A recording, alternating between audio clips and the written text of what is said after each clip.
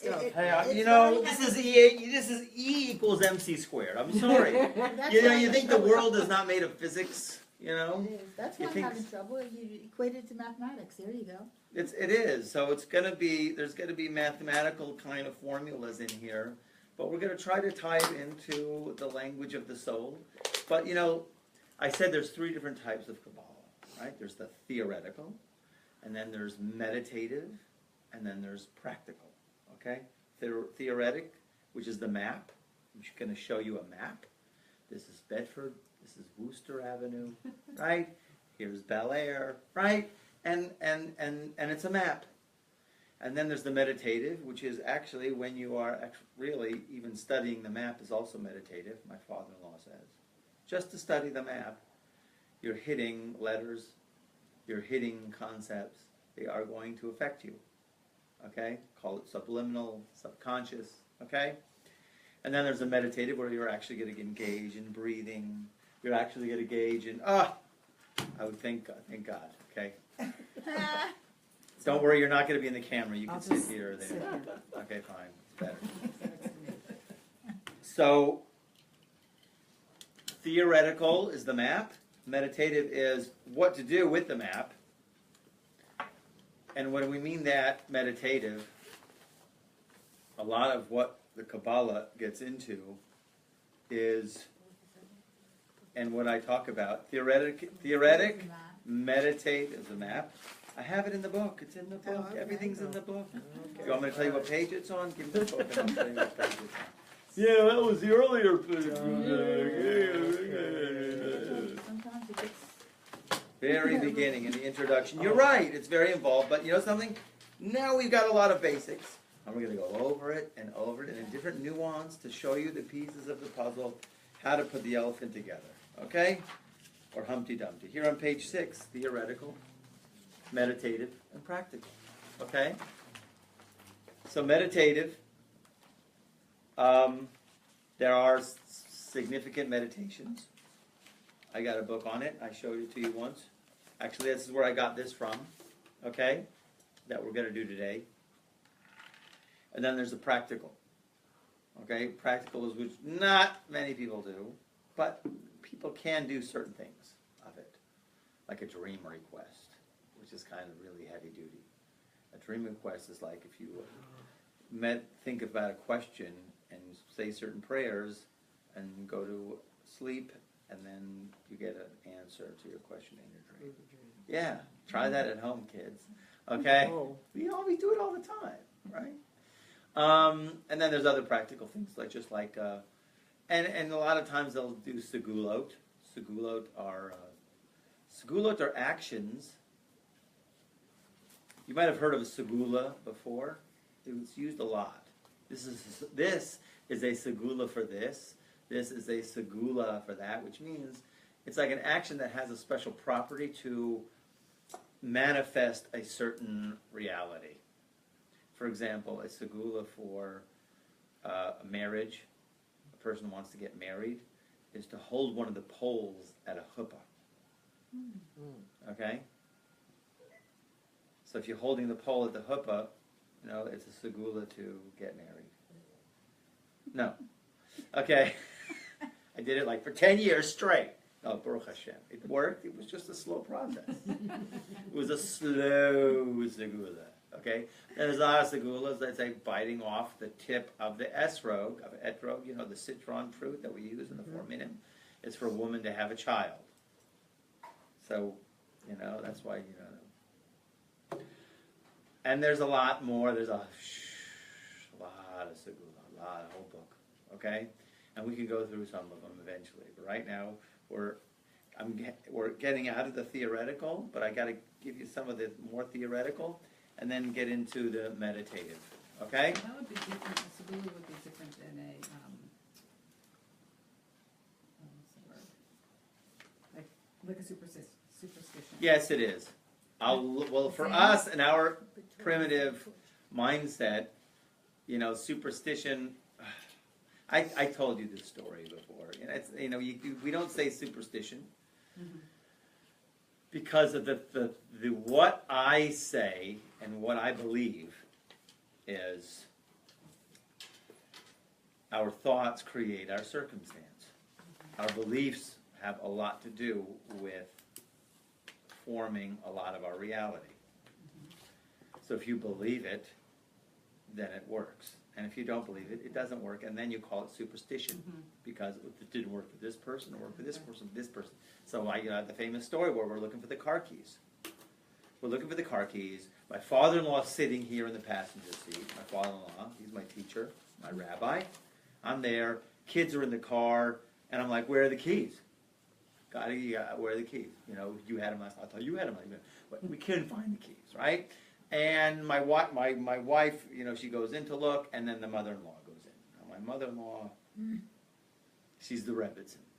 She is the Rebbitzin, okay? She's the wife of my rabbi, and she always does when you want to find a lost object, what's called the Amar Rebbe Binyamin. Says Rebbe Binyamin, everything is in a status quo of being hidden from the eyes, and God opens up the eyes of the blind, and then you give a little pruta, you give a little money to tzedakah, you say this prayer, and then you start your search. Okay? So she goes into the house, 2-story house, big, right, in San Antonio, and she comes out 2 minutes later, got the keys. Where were they? Because I looked everywhere, and they weren't in the usual spots where the keys could toss. In the washing machine, in the dishwasher, in the dryer. Upstairs is our washing machine and dryer, in the dryer, or on top of the dryer. I'm like, never is the keys, right?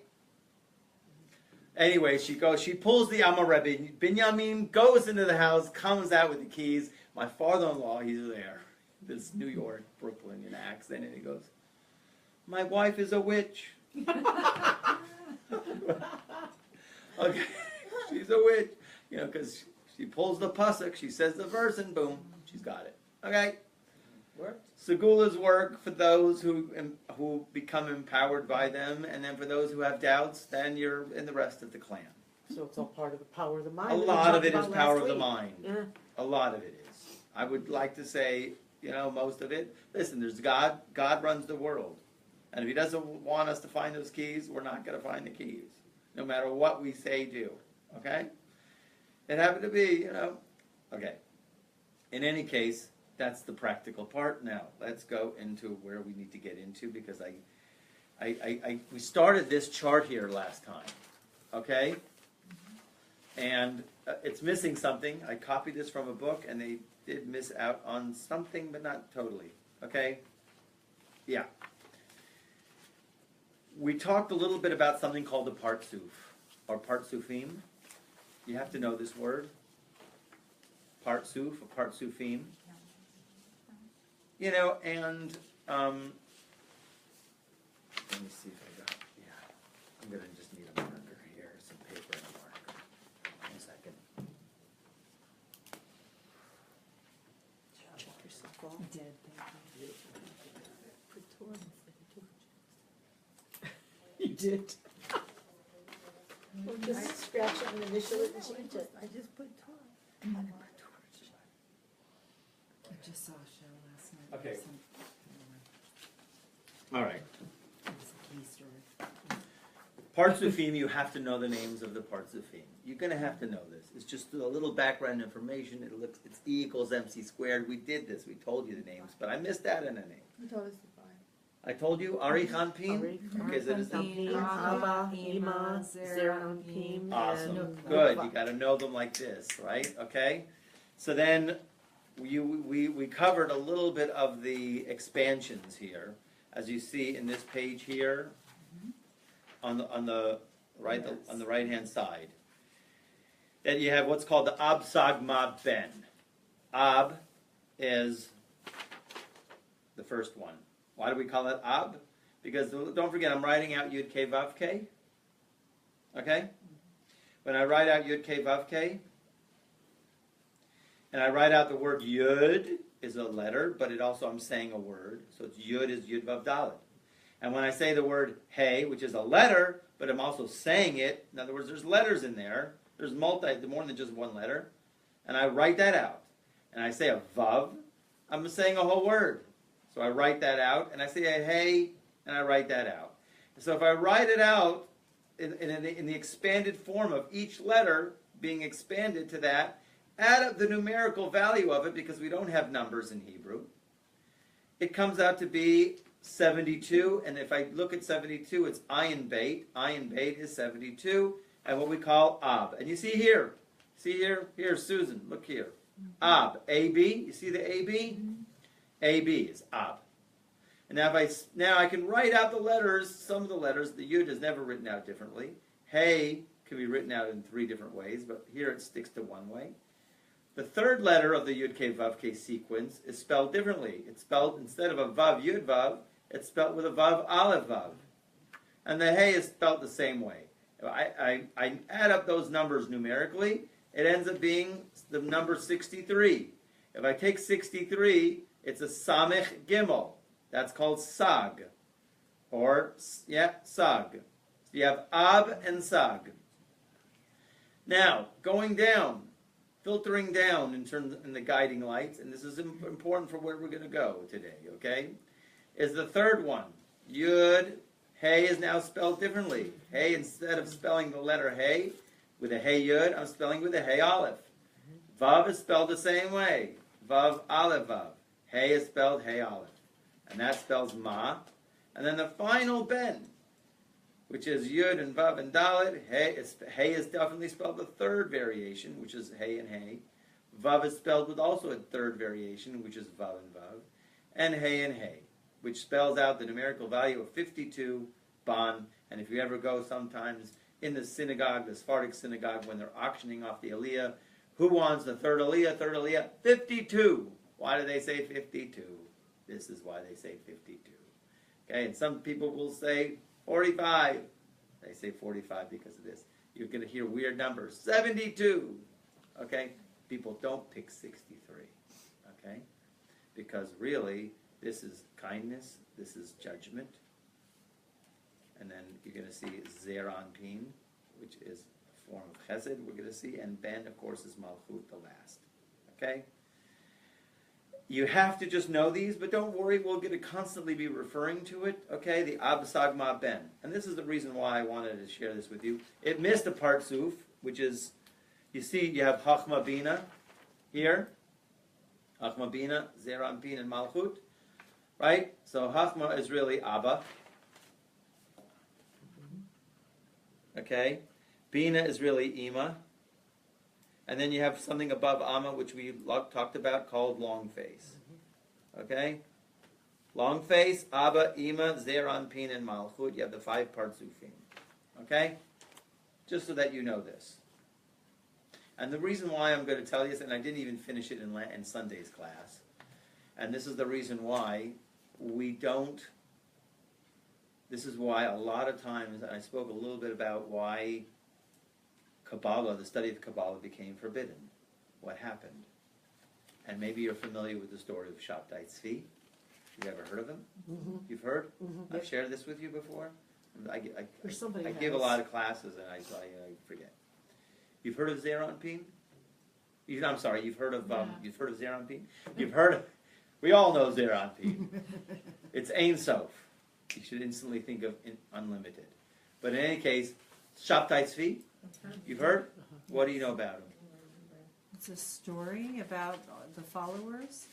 Shabtai Tzvi was a real person who lived 1700s before the Baal Shem Tov, before the Vilna Gaon, right? And in a depressed Europe, he went around claiming, and he was very charismatic, and he knew a lot of the Kabbalistic arts, even the practical, for sure the practical, and he persuaded people that he was the Messiah. And people who were depressed, hey, man, just pick me up, get me out. Led a huge group of people on their way to Israel to set up the kingdom of the Messiah, and he had letters from rabbis who gave him an okay, a kosher stamp, right?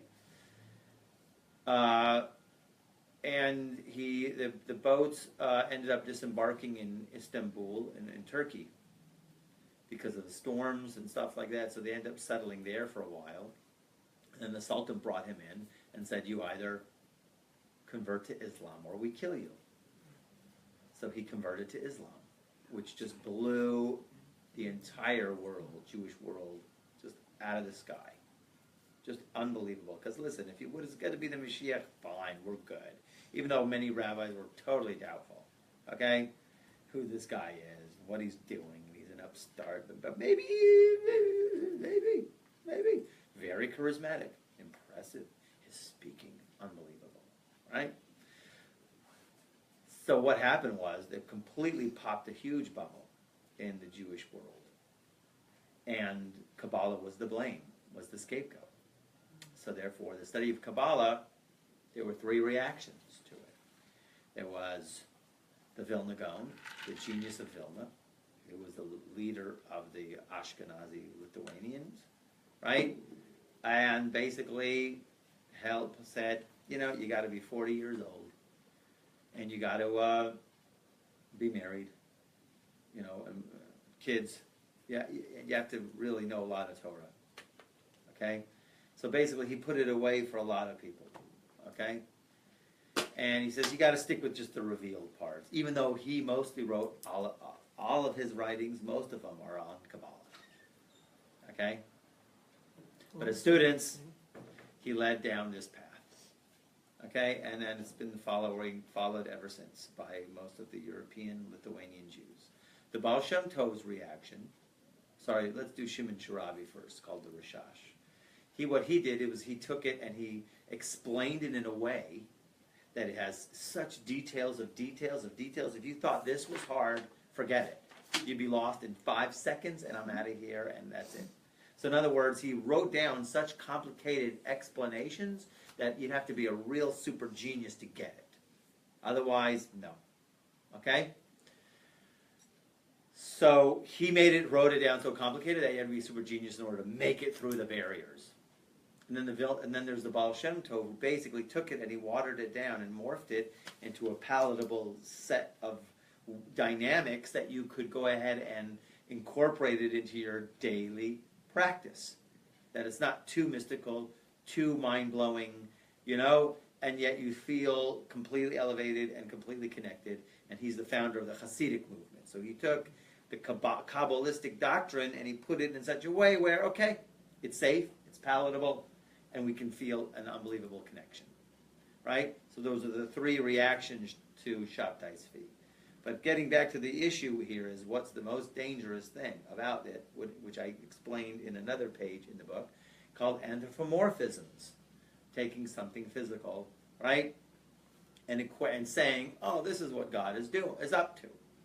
So a lot of the things that I'm going to tell you now is why is it so. Why do they say only of somebody who's married and 40 and full of Torah and mitzvahs, he has to be very knowledgeable of the revealed parts of the Torah? Is because a lot of it has to do, the main crux of the Kabbalah has a lot to do, and it gives the imagery, in a certain sense, in a conceptual, abstract kind of way, or yet in a formula kind of way, of intimacy. That if you'll see it, if you'll read it in the writings, a lot of it has to do with male and female together in the most intimate time, which is considered to be the Holy of Holies. Okay, not like what some other religions might say or who knows what, but in our inner wisdom, the most inner wisdom has to do with that act. Now the problem is because people, if they're single and they're not mature and your hormones are raging and you learn about this stuff, it's gonna mess your brain up. Okay? And then, God forbid, if a person's not mature, he's gonna think, okay, God has sex. Okay? And it's not that. Okay? But it is a uniting of forces. Okay? It is a uniting of a male and a female. And that's what really, in terms of meditative prayer, the highest levels of meditative prayer in our daily practice is involved in that. Okay? There's sometimes with Jacob, it's with Leah. Sometimes Jacob is with Rachel. And in the meditations, that's what a person has to have in their minds while they're doing their standard daily prayers. Okay? In the deepest sense of the meditation. So why I gave this to you is because of this. I'm going to explain. Okay? We had the 5-part Sufim. Here you only have 4. I'll do it again. Let me do it here. we have Arich Anpin. I'm going to write it like this. Arich. I'm going to call him Arich for short. Okay? Arich, Abba, Ima, Za for short, and what we call Nook. How do you like that? Good? Arich, Abba, Ima, Za, and Nook. Now, Arich, we said it was a partsuf. Now let's just talk a little bit. I described a little bit what a partsuf is. Does anybody remember? Anybody looking at their notes? A whole set. Good. Whole set of all 10. Okay? It's a connect. It's. In other words, our bodies have different parts. You have a left arm, right arm, left leg, right? But yet here we see they're together, and our soul, being in our body, helps them all to work in unison. The eyes, ear, everything works in an unbelievable symphonic harmony. The body, God willing, it should be only healthy.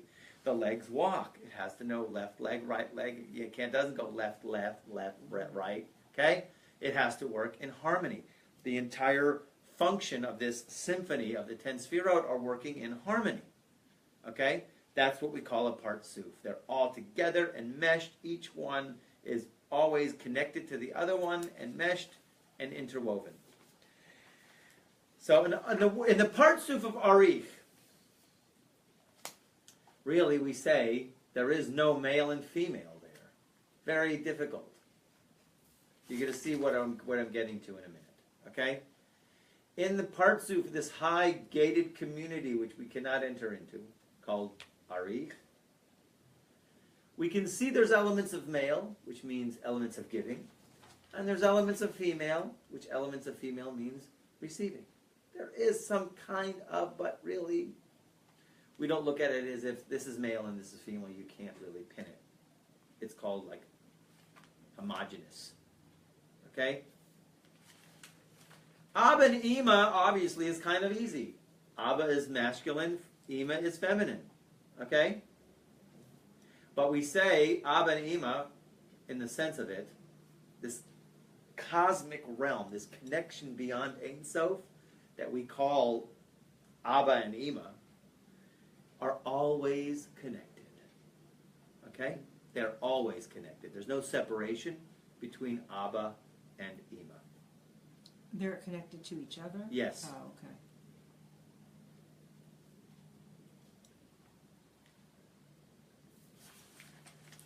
Za and Nook, Zer Anpin, small face, and Nekeva, are not always connected.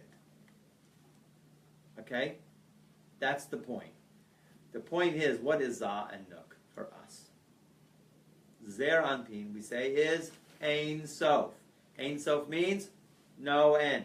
God, unlimited, the isness of the universe, that we cannot even conceptualize. We cannot even have a concept. He has no body parts. All of those concepts of our basic faith go into that. It's the no thought zone that is beyond of the Creator. Okay? No matter what word you put on it, it's not that. And then you have Nukva, which is the Shechina, which is basically the creation, which is basically us. Okay? Now, in every single prayer, before every single mitzvah that we do, we make this special prayer called the Shem Yichud Kudsha Rihu Ushechinte. We say, we're going to do the Shake this Lulav, we're going to pray, we're going to do whatever mitzvah for the sake of the unity of the Holy One, blessed be He, and His Shechina. That is what we do when we are connecting this Kazah and Nook. Okay? In other words, every single thing that we act, we make actions, good actions. We have good thoughts, good words. When we do these things, we create a unity between Zeranpin, the unlimited, and the feminine, which is the creation. We're always trying to what? Make a connection. Okay? And we'll get to how we do that. Because I spoke a little bit about the prayer service. And in the prayer service, what we do through the Shema, what we do really doing is we're taking Za and Nook, which are separated, taking them up to Arich, where they can go ahead and get a concept of connection, and then to bring that connection back down. Every single thing we're doing is we're trying to make a connection with everything. And that's the Kabbalistic formula of making the connection. To connect Abba and Ima. When I mean connection, I mean intimacy. Okay? And that's why, basically, why they say, we got to leave this for married folk who have kids. You have kids is for another reason, so they can have compassion on people, but, not everybody has kids, but people who have basically an understanding, a level of compassion. But for by and large, that's why they say, it really should be restricted to married people. Because you get to see, there's a lot of details that get into it. There's details which, could be for the immature, not positive. Okay? So now we're ready for this. The Prayer of Eliyahu Hanavi. Okay? So this is a very special prayer. Okay? A lot of it's in the standard Sephardic prayer book. Okay? And this prayer is supposed to be a very special segula. What did I say by segula? Remember what I said? Special property. Special property. It has a special property to have one prayer's answered. That's why you'll find it in the beginning of the prayer service in a Sephardic siddur. I don't know if it's in a Nusach Sfard. 1 second. Let me see if they have it here. Come on, let's place your bets. Place your bets. $50? 25? How about a Frappuccino? Okay. Oh, you're looking in the Ashkenaz? Probably not. Yes! It is there. It's here. Whoa. Thank God. Look at it. It's right here. Amazing. Okay. Because this is a very huge segula to have your prayers answered, to say this before entering the synagogue, before praying, actually. You're in the synagogue, but if you get there early enough. Yeah. Okay, most people, they're already late. I'll just catch up with them so I could get to the Kiddush. Okay, so, but in any case, this is all, not just said when a person goes in to say this. It's also the Ben Ish Chai writes that he had a custom also to say it after Tikkun Chatzot. That's a certain special midnight prayer that people say over the destruction of the temple. On the table, Shabbos table. After Havdalah, they would say this prayer. Also, in the middle of the Suda of Malav Malka, Saturday night, they'd say this prayer. Before they say Kiddush on the night of Rosh Hashanah. After they would say any holy day, they would say this prayer. Okay? Brit Milah, after the blessing of trees, there's the blessing of trees we say once a year. In springtime, right?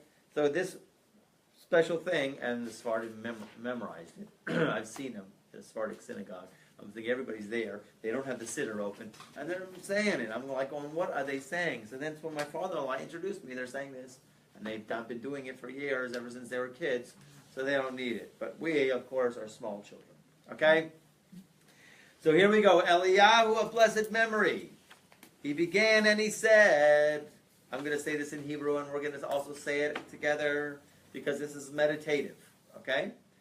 He says, Ribon Almin, Master of the Universe, which really means Ribon Almin. Okay? The word for universe in Hebrew is, does anybody remember? Universe or world. Shalom. Olam. Ribon Almin is master of the world, of the universe, but really Almin has a different understanding to it.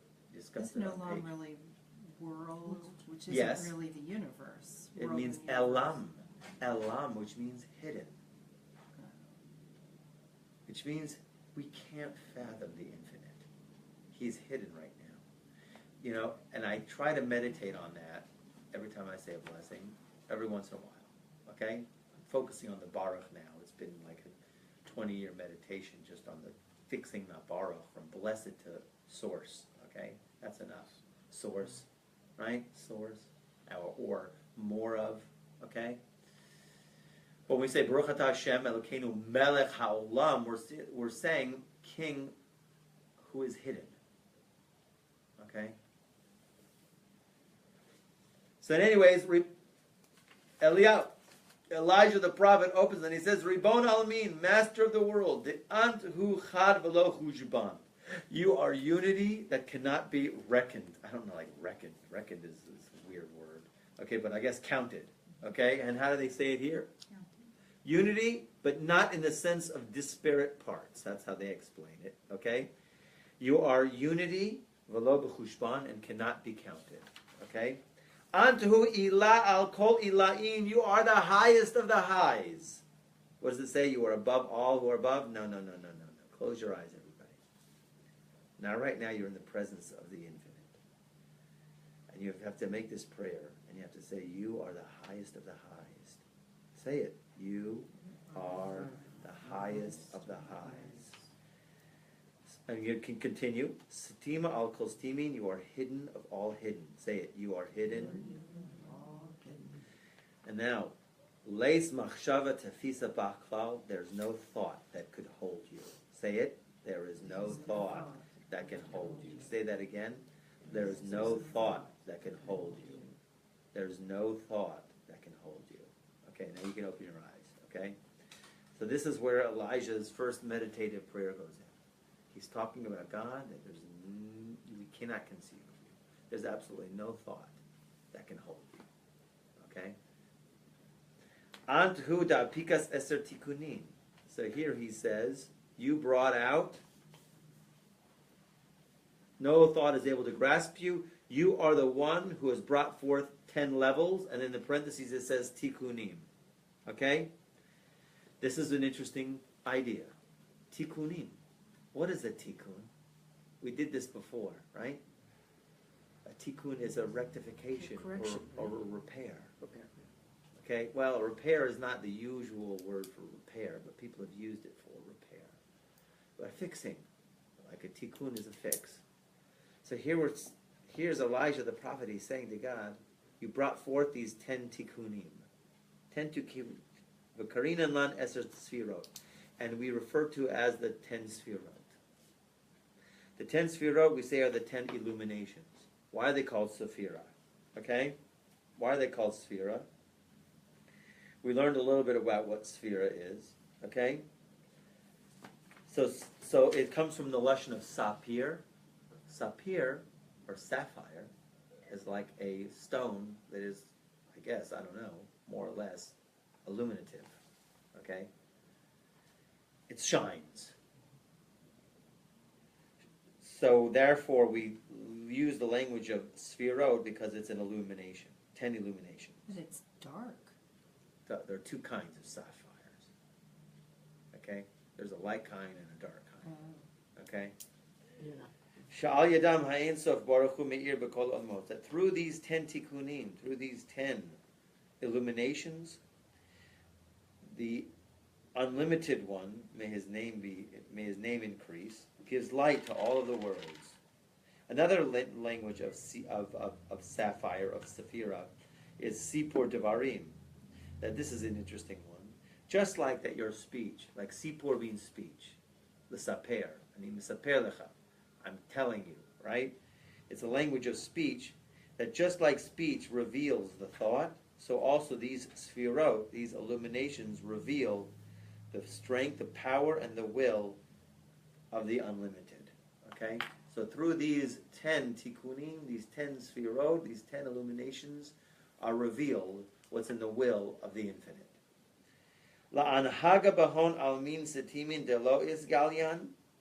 In order to go ahead and, here he uses, by them you guide all of the worlds. That's an interesting one. Guide is a great one, is a great idea of how to understand the sphirot. They're guiding powers, both revealed and concealed.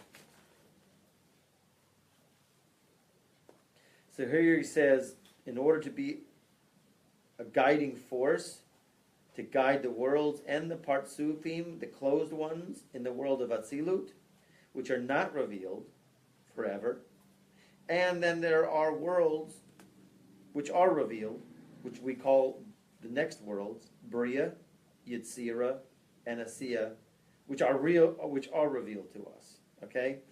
Ubahon, and in them is Kasias Mibnei Nasha, and in these Eser Sfiros you are covered, You are hidden from man, that he's able to go ahead and bear and contain your great light.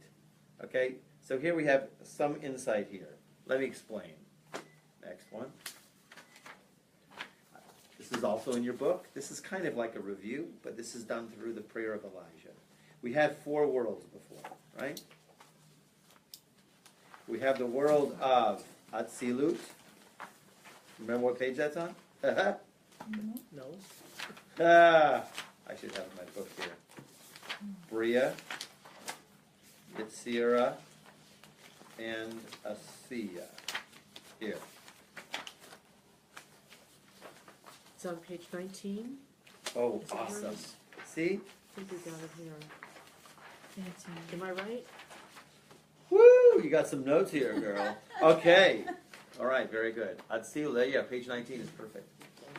So you have Atzilut, Bria, Yetzirah, and Asiya. Okay? A lot of what the Kabbalah talks about in the 10...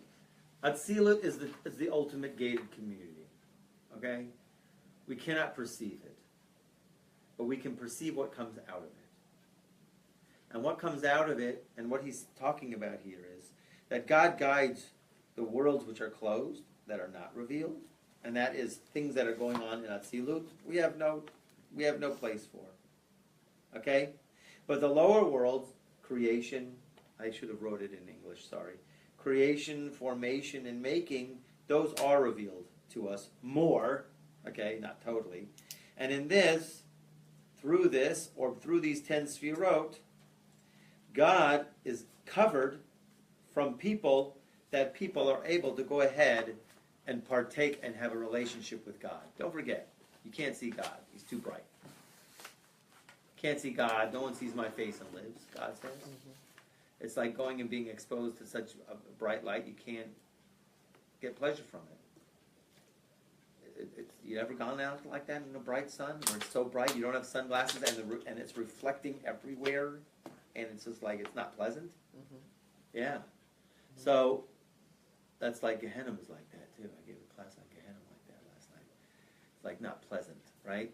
So, and that's really what Gehenna is. You know, Gehenna is our counterpart of hell. Mm-hmm. We don't have hell, mm-hmm. right? It's called Gehenna. It's completely different. But really, what it is, it's the soul is exposed to the light. If it's coarse, then it's uncomfortable for a while. But the maximum sentence is 12 months. So in other words, the person gets used to it and enjoys it and gets pleasure, as it should. But in the meantime, it's very painful. Okay?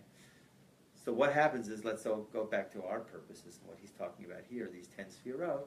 These 10 sfirot shade the light.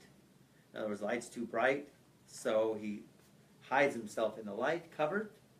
So then, okay, I can now have a relationship with God, because now I can understand God's character traits, his guiding force, how he's guiding the world. And we're going to go on. Okay? You bind them all. You unite them. You are the one who unites them and joins them. You dwell within them. Therefore, anyone who would dare try to separate one of these 10 sfirot from another is considered having tried to separate your unity. In other words, if someone were to go ahead and think that they could pray to one sphira, that's like heresy. It's cutting the branches, and therefore a person will cause severe spiritual damage to himself, because it's as if, well, we'll see, but here it's considered as if he tries to separate God's unity, which will tantamount to avodah zarah, because we hold God as one, and God is all there is. These 10 sfirot all follow in accordance to their nature. One is long, one is short, and one is in the middle. Anybody remember what I talked about last time? Well, you weren't here. One is long. Yeah. These 10 sfirot, not the last time, time before. These 10 sfirot all follow in accordance to their nature. One is long, one is short, and one is in the middle. What does that mean? Anybody got any notes? Yeah, the middle is compassion. Very good. The one that's long is kindness. Yes. And the other one is justice. Okay, good. So here, let's keep moving on in our diagram here, because we love to do this. Hey, do I have that in the book? I don't think so. Let's say we got the 10 sfirot. I don't think I did it in that book. Okay, here's the 10 sefirot. Now remember that we looked at this 10 sefirot. These are guiding forces. You have to become familiar with them. But we looked at them as a 3-column array. That's what part of the Partsufi, an understanding of Partsuf is a 3-column array. The 3-column array, these are 3 guiding forces, 1, 2, and 3. The right side, we say, is kindness, just like the right arm. Just like we have here the lower 7 sefirot. Do you remember that we connected the lower 7 sefirot to 7 righteous men? The right was Abraham, the left was Isaac, the middle was Jacob, and we had Moshe, Aaron, and then we had Yosef, and then we had David. 7 tzaddikim, who basically, you're writing it out. That's pretty good. Okay. I have it someplace in here. We talked about it. We talked about it. It is, but really what you can do It's is over here. The lower 7 sefirot, right? According to yours. a 7. 1, 2, 3, 4, The 5, lower 6, 7. Lower 7. But I'm talking about all 3. Yeah, page 33. You can look at all 3. You can look at them, This. and you have to understand this always. Okay? The right basically consists of Chachma, Chesed, and Netzach. The left is Bina, Gevura, and Hod. This one is Keter. You have a little dot maybe in the middle there. And then you have Tiferet, Yesod, and Malchut. But basically, all of them function in their columns according to the same way. They have the same influence, the same guiding power. The right guiding power is the power of kindness. That's why it's called long. Okay? You know, when we put on tefillin, if you'll notice, people put on tefillin, they have straps come down. And if you'll notice, the right one is always longer, and the left strap is shorter. You think it's an imperfection, but it's not. Okay? They specifically, from Moses from Sinai, the right one always has to be, I'm sorry, I'm the wrong side. The right one always has to be longer. Okay? Because we always have to do things with our right. We always have to extend things with our right. When we get dressed in the morning, we get dressed with our right. We put your right on sleeve first, right shoe. When a person bathes, you always have to give precedence over the right, because the right is what we have to represent in the world. We have to represent kindness. It has to be our main force. The left is called judgment. That's this one here. Right? Not that it matters, right? This is right for me. This is left, right? Actually, I'm confused. I am totally confused. Where am I? Yeah, this is right. Okay, right. Okay, because we're looking at it like this. Okay, right. So this is kindness. This is din, judgment. Okay, and then which basically kindness is we give to everybody for free. Judgment is we're not giving anybody anything unless you absolutely earn it. And basically nobody earned it, so it's just too bad. And compassion is the middle column, called compassion. That's Benoni. That's middle. Compassion is, we know you really don't deserve it, but we're going to give it to you anyways. Okay? That's called middle. Long, one is long, one is short, and one is middle. You are the one who guides them. I'm going on. This is No. Well, kind of, yes, but these are the individual sefirot, but this doesn't describe their columns, the whole thing.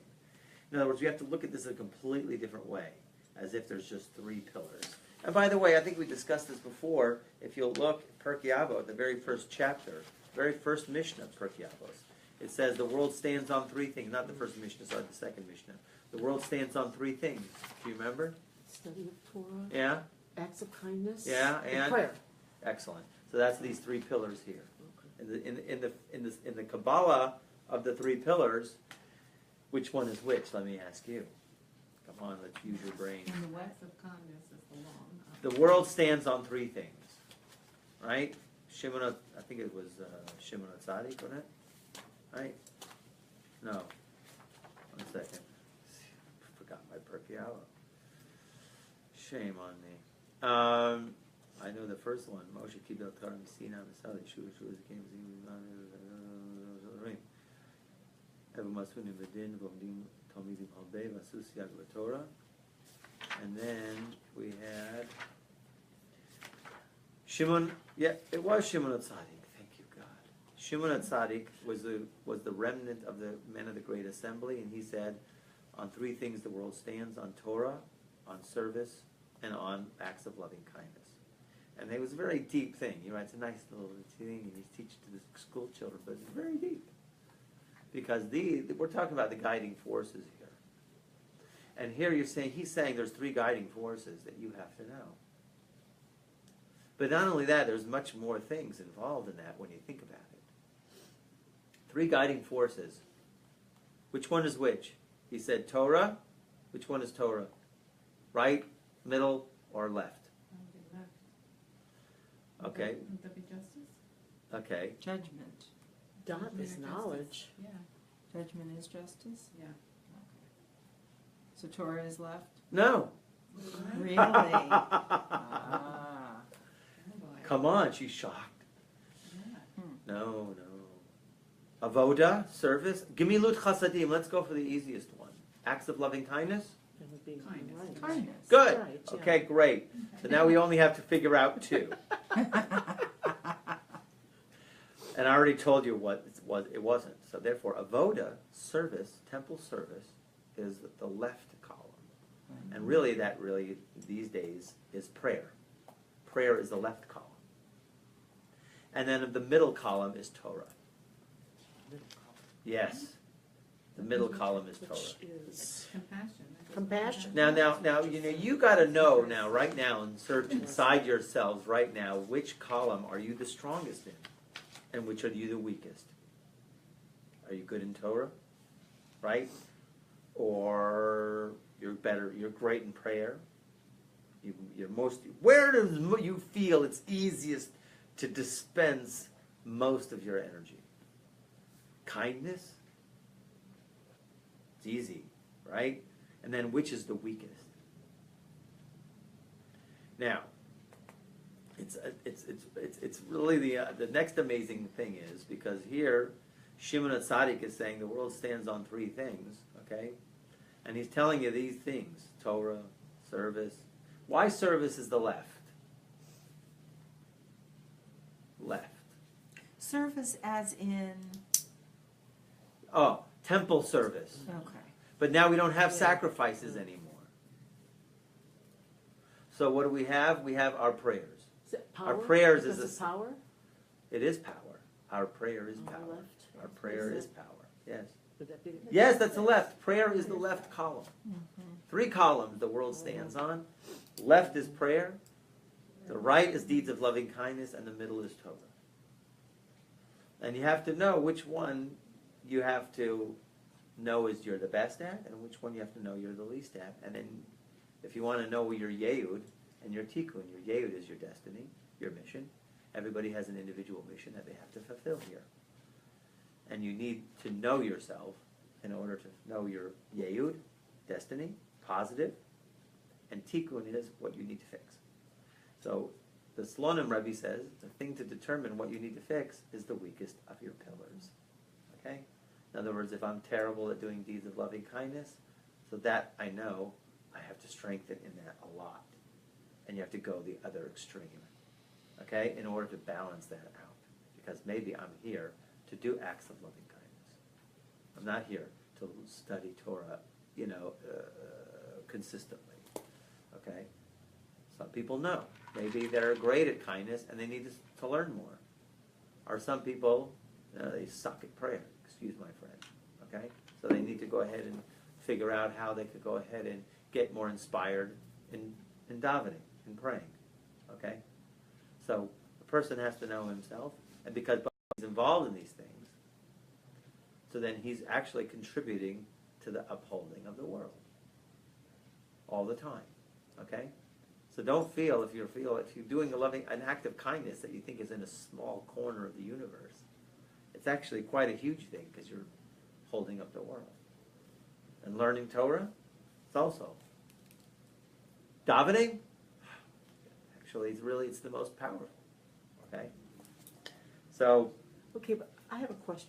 Oh, go. Never mind, we're No, recording. ask the question. No, I need it. I need a play. I mean, to figure out where you are, I mean, how does it relate to what you find easiest or what you like the most? How do they correlate or don't they? They're opposite. I mean, because you might really 'Cause connect it- with something or really when like you, something. I'm sorry, maybe I haven't. Do you understand what I'm maybe I trying to didn't- say? Yeah, maybe I didn't say it right. If You're it, strong. I was thinking if it's easiest, you would connect to Right. it the most. If it's easy, Yeah. as opposed to something where there's resistance to. Yeah. Yes, we're having a blood drive and the chili cook-off. We need you there at 6 a.m. in the morning to cook chili, right? For the chili cook-off, right? And you're like, I guess. So there's like heavy resistance inside of you, and you're like, I can't believe I volunteered for that. Okay, so Yeah, it happens. okay, so okay, but some people are like, yeah, I'm there. You need me at 4? You want me to buy the meat? Okay. Meet you at Kroger's at 3:30 in the morning. Just start at Okay. midnight and stay Okay, up all so night. that- Right, right. Some people are, yeah, I'm there. Slow cooker. Right. All right. So So but when it that's comes not on, the thing hey, that- let's come to a class, Torah class. No, I gotta walk my dog. Or you're like, come on, you can't give up anything to go learn Torah. Some people, yeah, Torah, I'm there. Yeah. Okay, but some people, when it comes to synagogue,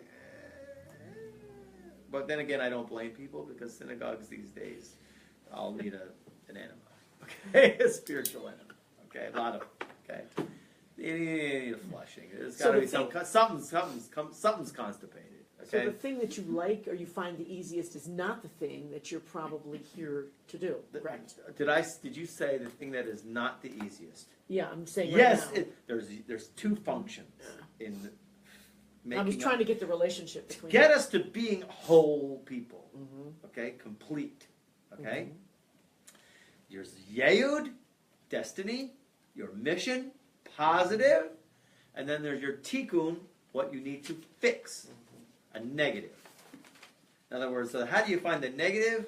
You find whatever the Yetzer Hara gets you the most. Okay. Whatever the evil inclination attacks you the most. And it could be, who knows? Everybody's different. Okay? You have to do your own exploration. And usually I think we've been around the planet where it's pretty easy. You know when there's resistance, and now you have it spelled out, the program in front of you. It's either one of 3 things, okay? You don't have to get too complicated. Torah, prayer, or acts of loving kindness, okay? Anyway, so there you go, understand that the 10 spheres are in there, and to the degree that we connect to those actions and activities is the degree that we connect to God, okay? Whether it's the long, short, or the middle, okay? You are the one who guides them, though there is none who guides you. Not from above, not from below, not from any side. In other words, God completely controls through the Sefirot the world. Very much like our soul runs our body, okay? Let's just go a little bit more. You have ordained them to be garments.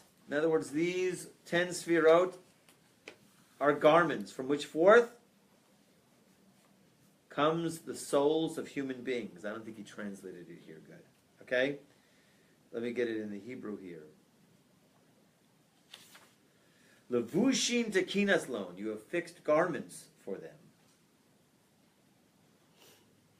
Levushim hema shlosha olamot bia. Okay, so here, when we talk about a garment, we're talking about this. We're talking about atzilut, it's total soul. Total soul. In relationship, oh, sorry, wrong diagram. Woohoo. Okay, atzilut, total soul. Bria, creation, formation, and action are considered to be like garments of this. Okay? This is like a soul, and these are garments. Okay? Or like the body, sorry, and these are the garments. Okay? Levushin tekinas lon, levushin hem shlosha olamot bia shetikanta legufim. You have fixed them for bodies, which are the vessels, the spiritual vessels of the 10 Sefirot of Atzilut, in order that those who are lower are able to go ahead and receive and to bear the upper light that gives them light. In other words, they're filters. It's all part of a filtration system, filtering the light. That from these garments fly out and go out the souls to people. That from these worlds come down what we call the three levels of soul, which are the neshama, ruach, and nefesh. Okay? And we might have, it's also in the chart right here, right? Is it here? Right. Yeah. Awesome. Okay? So you have from Atzilut, really totally sublime. But from here comes your neshama, from here comes the ruach, and from here comes the nefesh, the lower part of your soul. Okay? Transmitting, filtering, coming from an infinite space, an infinite light that is so bright it cannot be grasped, but somehow making its way through hidden realms into our realm. Okay? Our goal is to get to the neshama, though, because that's where really the source of life is. Okay? Just a little bit more. V'kama gufim tekinas lon. How many bodies have you fixed and you prepared for the lights of these 10 sefirot? Which means that these bodies, they are the vessels, they're spiritual vessels, in order to, let's say, give a boundary and to reduce this inner light of the 10 sefirot. And we're going to talk about that next time, and in which we get to the permutations. V'gufim hem shemot shel shlosha kelim. The bodies are considered to be the names of these three vessels, which is the three worlds. There is kariyas gufa legabe levushin debiskas yana lehu. They're called a body, called a spiritual body. And these go corresponding the three worlds that we talked about. And they cover these three worlds over what we're going to talk about, which comes from the world of Atzilut, which is basically the soul. Okay? So in other words, we're going to have a soul that's going to come down. But these bodies, the world, it's interesting how he's describing it here. These bodies are said to be like garments. The world, are like garments for the souls, even for our souls. Okay, so in any case, what do we get out of today here? Before we get in more, we didn't cover much, did we? We really did. We just pulled all pieces together. Okay. Yeah. Anyways, Connection. one thing's for sure. You got 3 columns. One thing's for your homework, definitely, is you have your find your destiny, your mission. Because, you understand the good points about you, the strong points, you cannot negate. And they help us to go ahead and overcome any obstacle or tests that are in our lives. Okay? In other words, if you found out which you're stronger at, when a person is confronted with a challenging situation, so he has to make sure he grasps and holds on to that part of him that's stronger in that area, whether it's deeds of loving kindness, whether it's prayer, or whether it's learning Torah. In other words, in any challenging situation, he has to make sure that he holds on to those, because those are going to be your source of vitality. And then, of course, then there's the tikkun, which is always going to hit us from time to time. When, hi, can you meet at 6 a.m. for the chili cook-off, right? So how fast can you jump? Okay. How about 4 in the morning? Okay. Yehud and tikkun, that's your homework. So can you connect for me compassion and